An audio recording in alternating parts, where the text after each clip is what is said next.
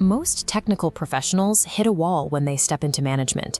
They try to learn new leadership habits, but they keep falling back into doing the ground-level work themselves. The issue is that they are trying to patch new behaviors onto an identity that was never designed for them. If your internal self-image is still built around being the person who writes the code or tightens the bolts, you cannot sustain high-level strategic work. Your brain will naturally pull you back to the tasks that validate your identity as a doer. To fix this, we have to bypass standard goal setting entirely. We are going to build a 4-part identity blueprint. This system uses the mechanics of cognitive dissonance to make reverting to your old habits feel like an internal error, making the new leadership behavior the path of least resistance. Once you explicitly shift your core identity from the person executing the tasks to the leader directing them, delegation becomes your baseline. You stop fighting yourself, and the work of leading your team becomes a consistent daily reality. Look at an elite competitor, like an Olympic athlete. If they woke up tomorrow morning 80 pounds heavier and entirely out of shape, their brain would trigger an absolute panic. Their physical reality would violently clash with their identity. You need to manufacture that exact same response. When you catch yourself jumping in to write code or micromanage a project, your brain needs to register it as a violation of your standards. Step 1 is to explicitly write down your new operational baseline. Write this framework down right now. I am the architect, not the answer.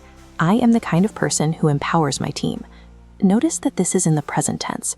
Goals tell your brain what you want to do in the future. Identity statements tell your brain who you already are right now. When you define who you are, any action that contradicts that definition creates internal friction. Stepping back to let your team lead stops being a target and becomes a requirement to maintain your self-image. Step 2 is locking the door behind you. We use a technique called negative dissociation. You are going to mentally distance yourself from your old peers by openly agreeing with a harsh observation about their behavior. We naturally crave environments where we fit in. If you bring a Tchaikovsky record to a group of friends who only listen to country music, the immediate cultural rejection is intensely uncomfortable.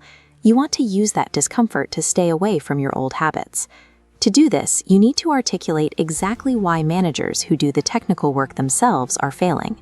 You have to frame their behavior as rigid, fearful, and inherently flawed. Write down this script. I see managers terrified of letting go, locked into rigid beliefs because they fear what people will think if they step back and let their team execute. By making that specific observation, you covertly commit to exactly who you refuse to be. You have now marked your old micromanagement habits as a behavior you no longer respect in others or yourself. Now that your old identity is locked out, step 3 is building the framework that guides you forward.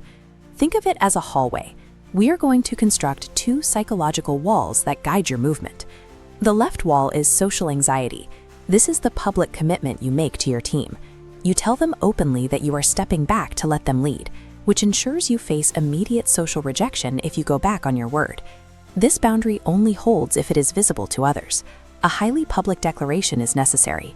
You must put your reputation on the line so that backing down carries a real social cost. The right wall is cognitive dissonance.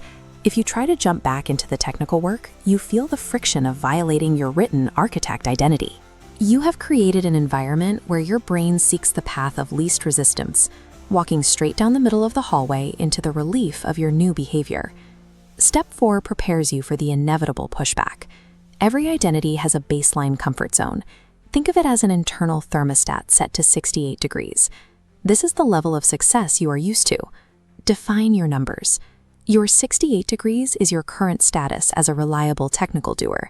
Your 98 degrees is the unfamiliar territory of true strategic success, where your team operates without your daily input.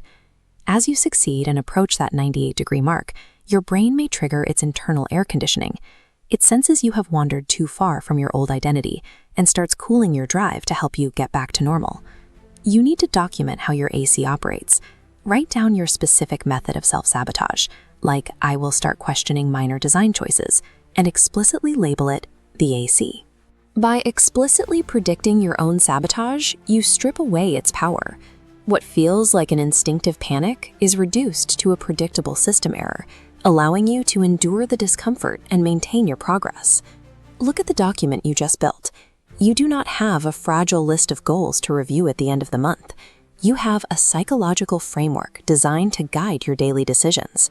You established your present tense identity, distanced yourself from old habits, trapped your actions within the cognitive hallway, and mapped out your internal sabotage thermostat. You must deploy this system immediately. Read your core identity statement out loud right before your next team meeting, or use this framework to audit your schedule for the coming week. Human behavior is tethered to identity. By shifting who you believe you are, you redefine your limits, ensuring your leadership transition is backed by the strongest force in your personality.